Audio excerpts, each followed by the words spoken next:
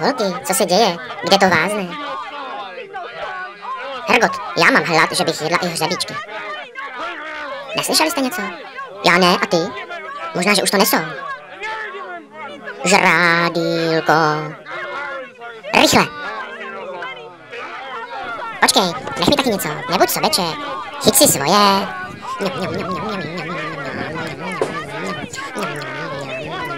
Bacha, další.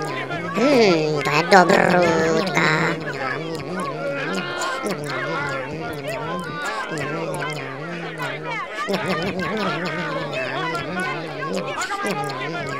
Co to je za flaxy? Že je to tuhý jako podrážka. Doufám, že mě nechytne zase žluční. Proč nám to hází do písku? Hrozně to potom skřípe mezi zubama. No jo, to je fuj, to je hnus.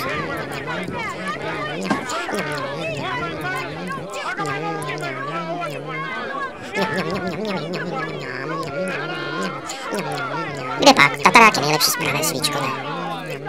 No, Hergot, co to je? Plesnivý meruňky nebo co? Ty už nám taky předhodí cokoliv. Budu si stěžovat u ředitele.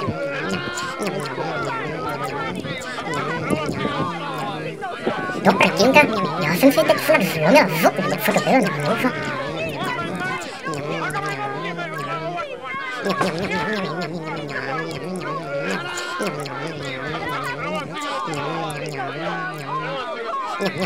Tak rychle, končíme, dojídáme.